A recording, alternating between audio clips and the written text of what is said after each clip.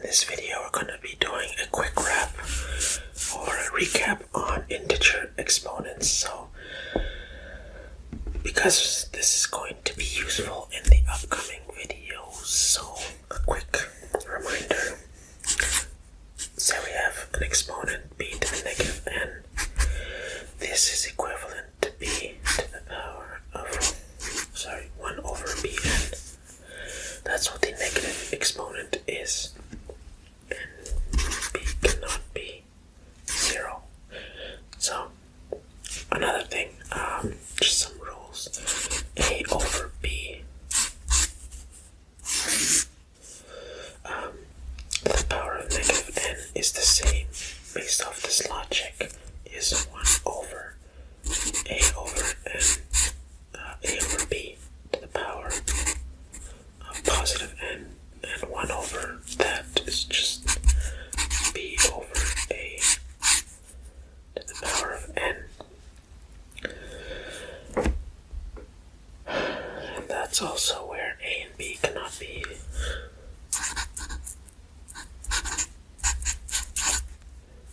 be 0. And also,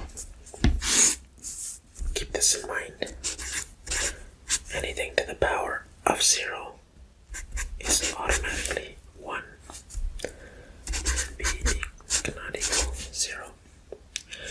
And that actually, we can actually prove really quickly. Say we have 10 to the power of 6 divided by 10 to the power of 6. When you do division, exponent division, so anything over itself, like 1 over 1 is 1, 2 over 2 is 1, 3 over 3 is 1. So 10 to the power of 6 to 10 to the power of 6 is also 1. But if you were to write this out, 10 to the power of 6 minus 6, which is 10 to the 0, you already know this is 1, so it's 1. You could replace this base and this exponent with anything, and you'll end up through this logic equaling 1. So remember this. What else? Yes, so we have the exponent multiplication, b to the power of m, b to the n, and that'll give me b times m times n. I wrote that wrong.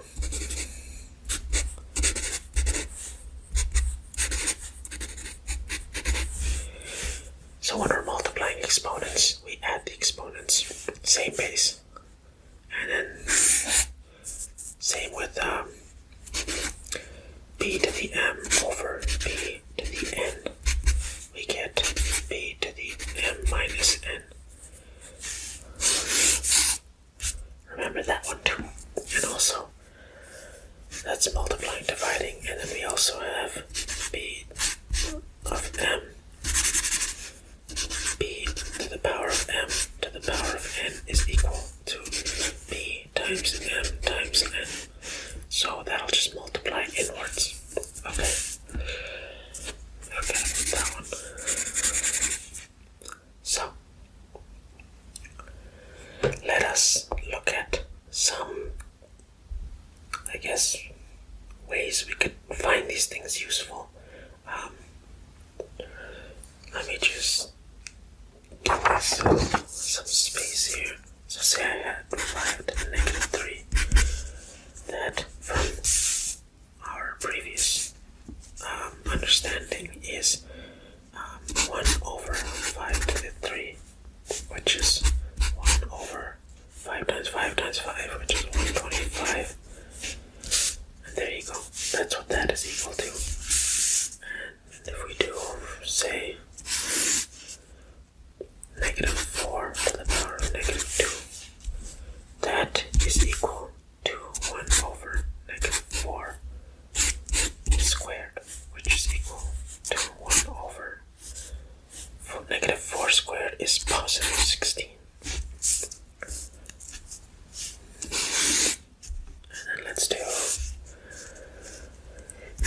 3 to the power of negative 4. That is another ways that we could write it if you didn't want to take the negative downwards. Actually, wait. I wrote this wrong. In this case, I have the negative 4 in a bracket, but here I have the whole expression as a negative, so no bracket. So here, I still, it's like this, technically, but imagine there's no brackets. So here it'll go positive 4, which is the same as writing. Let's do something like this.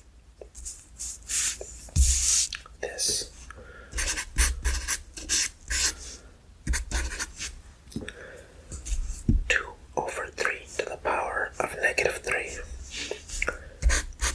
And as we remember from doing so many of these,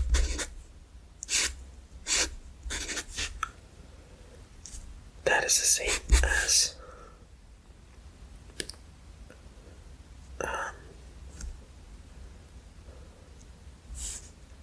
I can flip this fraction, or I can evaluate it right now.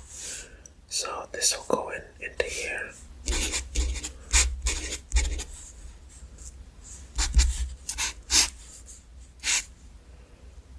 2 times 2 times 2 is 8 over. And then when you flip that fraction, because that's the base, so this is the logic here.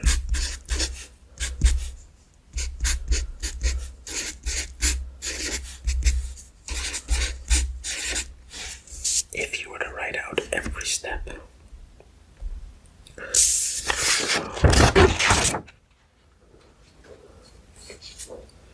let us do one more.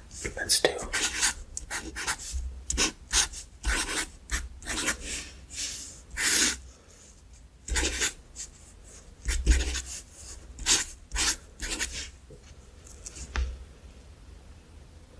so let's use our good old exponent rules to solve this step by step.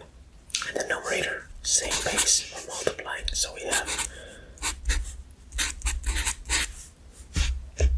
correct. Here we have a power of a power, so we're going to multiply.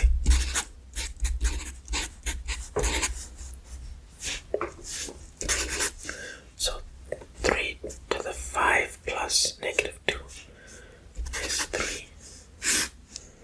And then denominator we still have the 3, and then the negative 3 times 2, so negative 6. And there we have same base. Now we're dividing. So we're left with 3, and when we divide, we subtract. So that'll leave me with 3 subtracting negative 6, so 3 plus 6, 3 to the 9, which is the same as saying I did not do this in my head. I had a calculator. So that is integer exponent recap for us, which will be useful for us in the future. So come up to speed with these things. And we will work off of this when we look at things like exponential decay or profit interest growths or whatever. But yeah, stay tuned, and I shall see you in the next